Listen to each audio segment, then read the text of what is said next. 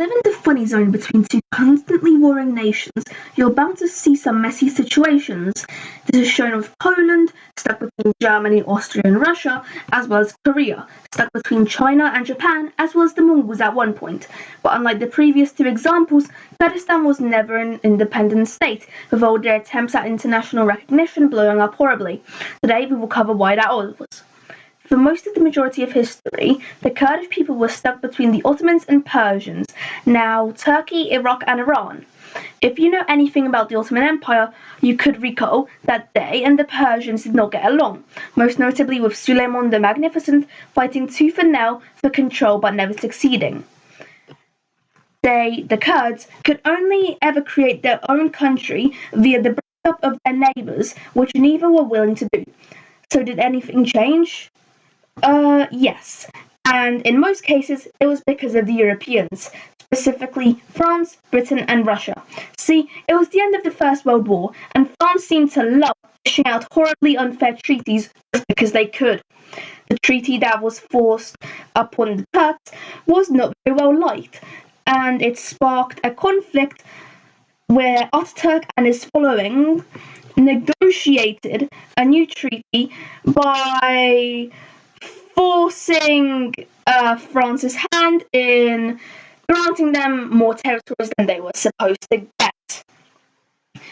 Another thing that the Europeans brought in was the concept of the nation state, which, to oversimplify beyond oversimplification, yes, meant that if people lived outside of your borders, it was time for a bit of conquering, and if a different people lived inside of your borders, turn them into exact replicas of you.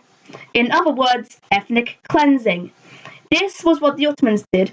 They stripped Kurdish rulers of their autonomy and told them to be more Ottoman. By telling them to be Ottoman, I of course mean gently, politely forcing them to be exactly like the Turks and not allowing them to be themselves, because it's a nation and that's what nations do. So this is what happened throughout most of history, and as you can probably see, this wasn't very well liked by the Kurds, as they wanted to be a nation. This never really happened, and it brings us back to World War I, where the Turks were given a treaty, which was basically their own equivalent of Trianon. The Kurdish people were now split between three nations, who were hell-bent on keeping it that way. There was an odd moment where Kurdistan technically became a country after the USSR was forced to leave the north of Iran, creating a power vacuum and allowing for that little strip of land to become Kurdistan. Unfortunately for them, this was the Cold War, and that meant the West existed. And the West did not like an independent Kurdistan, so after a year of founding, they kind of slipped into obscurity and were invaded from basically every angle, and it returned to the way things had always been, with nobody actually being interested in creating a Kurdish state. And it still stays this way to this day, but who knows, maybe Kurdistan will rise up in revolt one day and create their own country. In the future, nobody knows. With all that being said, have a great day and stay hydrated.